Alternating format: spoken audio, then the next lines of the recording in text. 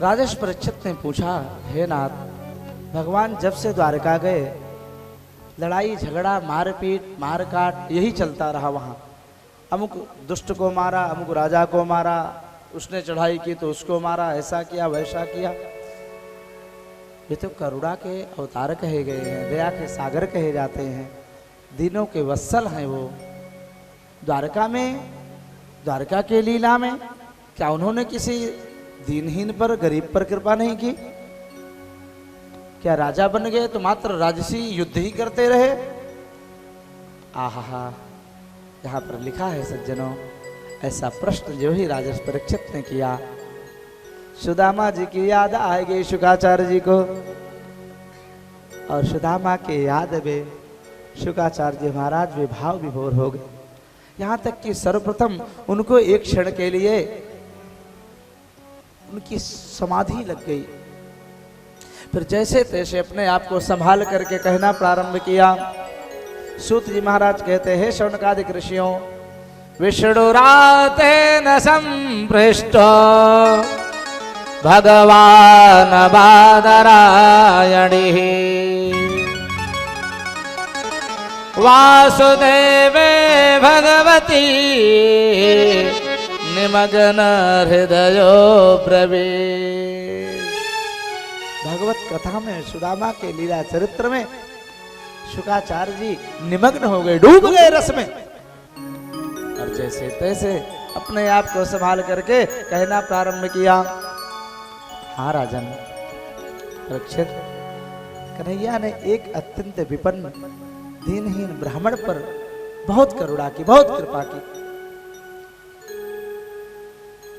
कृष्णस्यासे सखा कश्चित् ब्राह्मणो ब्रह्मवेत्तमः विरक्त इंद्रियार्थेषु प्रशांतात्मा जितेन्द्रियः। एक ब्राह्मण थे, कन्हैया के सखा थे, बाल ब्रह्मवित्तम, ब्रह्मवेत्ताओं में भी उत्तम, इंद्रियों के व्यवहार से विरक्त थे, परम वैरागी थे। गृहस्थाश्रम में जैसे तैसे जीवन बिता रहे थे।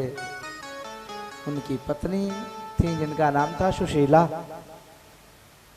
लेकिन सुशीला का यथा नामो तथा गुणा, जैसा उसका नाम था वैसा ही उसके गुण थे। तस्य भार्या कुचैलस्य क्षुत्क्षामा च तथा विधा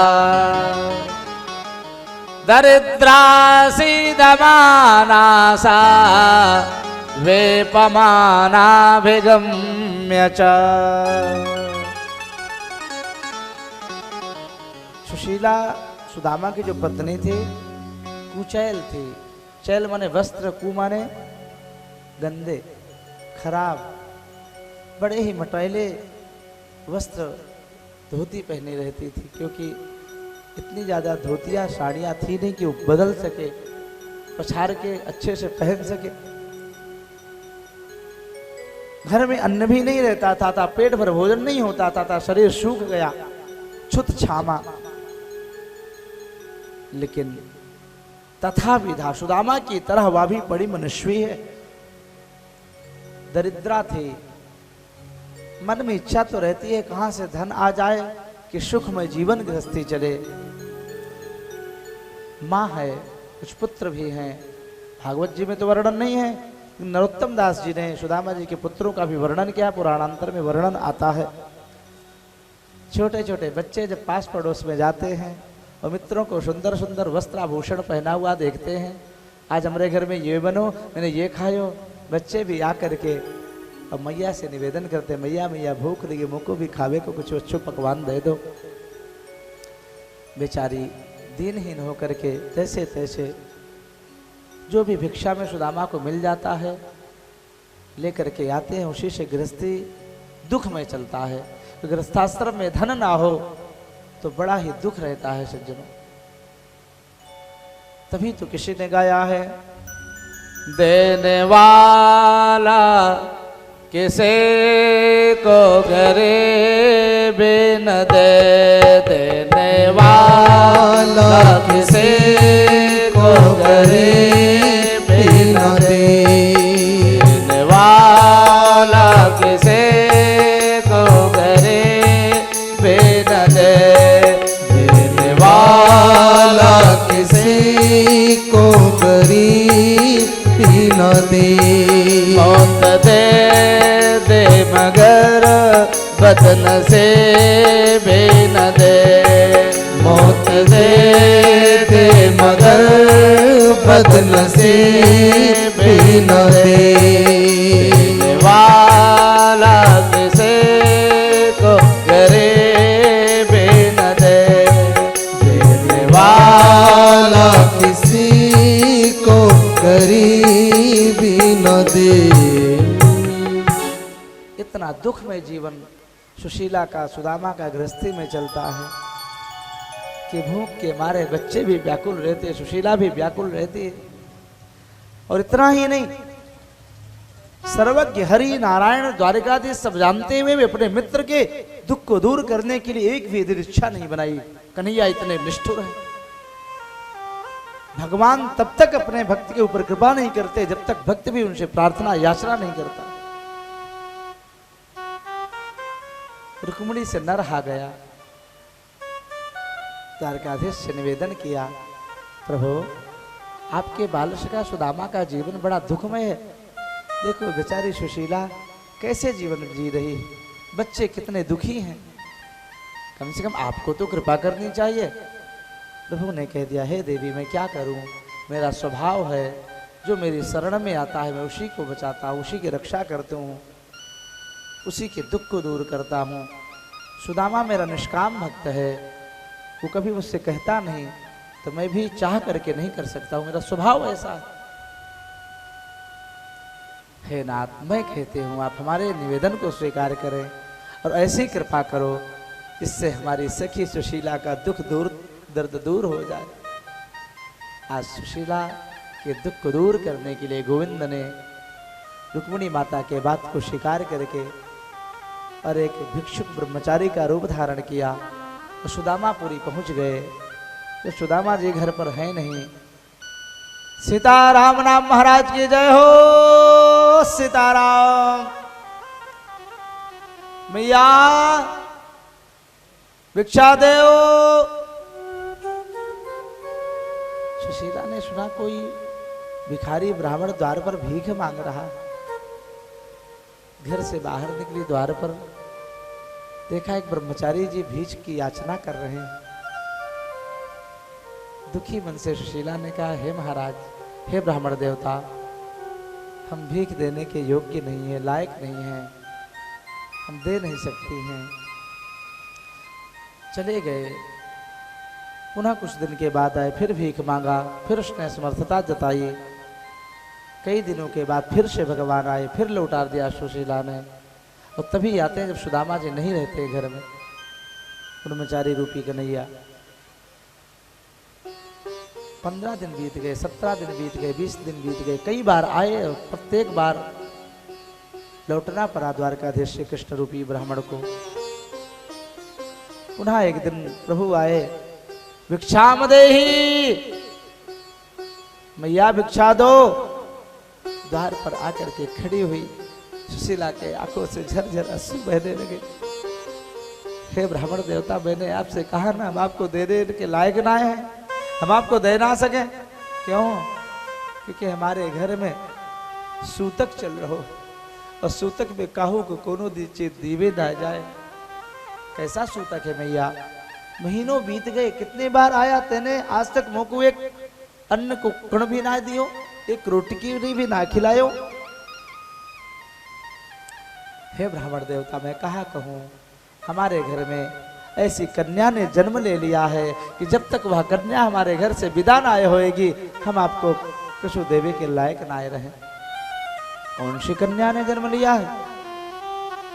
दरिद्रा रूपी कन्या ने जन्म ले लिया है। मैं कहा कहूँ, हे ब्राह्मण देवता, मुझे क्षमा करें। इतना सुनते ही आज प्रभु ने बताया, हे मैया, जो तेरे पति सुदामा जी हैं ना, उनकी मित्रता द्वारकाधीश श्री कृष्ण से थी पहले, और इस समय वो कन्हैया कृष्ण द्वारका के राजा हैं, उग्रसेन के सर्वे सर्वा हैं, बड़े दयालु हैं, करुणावान हैं।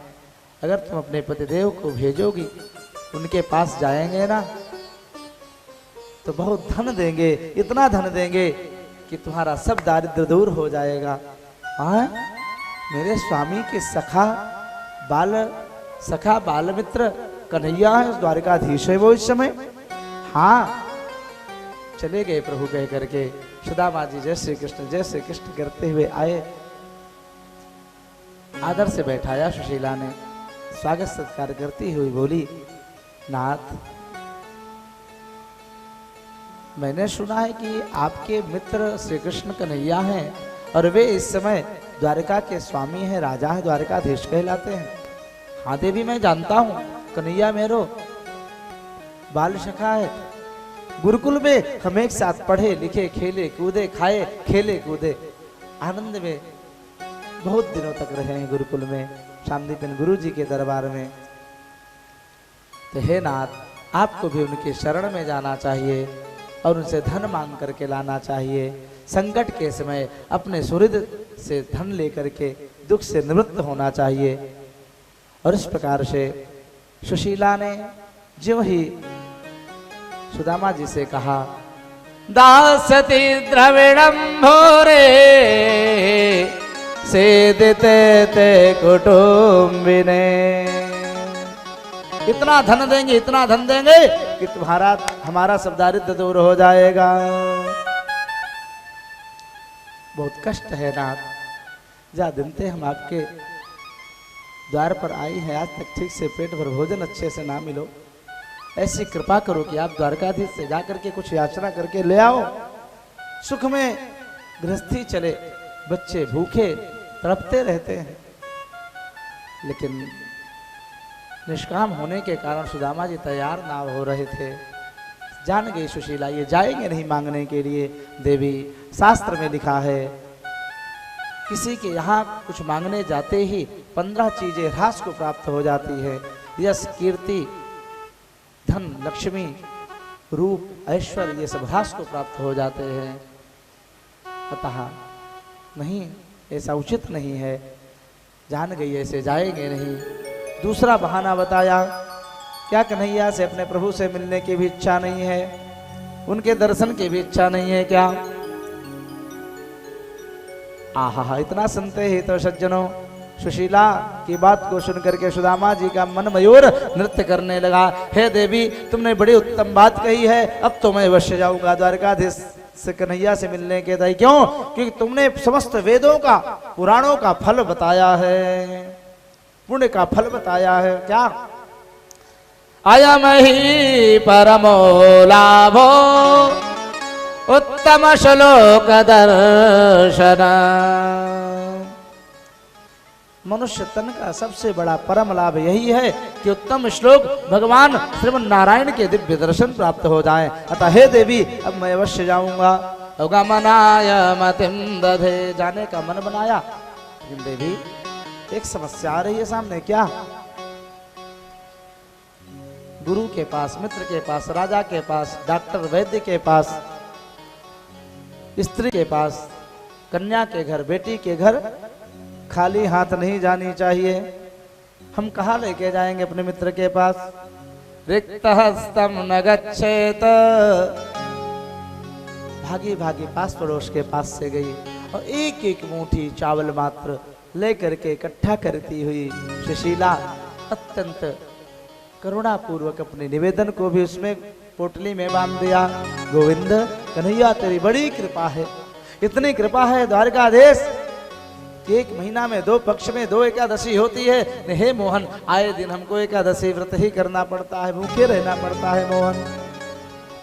1 माह 2 पाख में 2 एकादशी हो, गोविंद तेरी कृपा ते रोज एकादशी हो। जैसे तैसे पोटली बांध करके सुदामा जी महाराज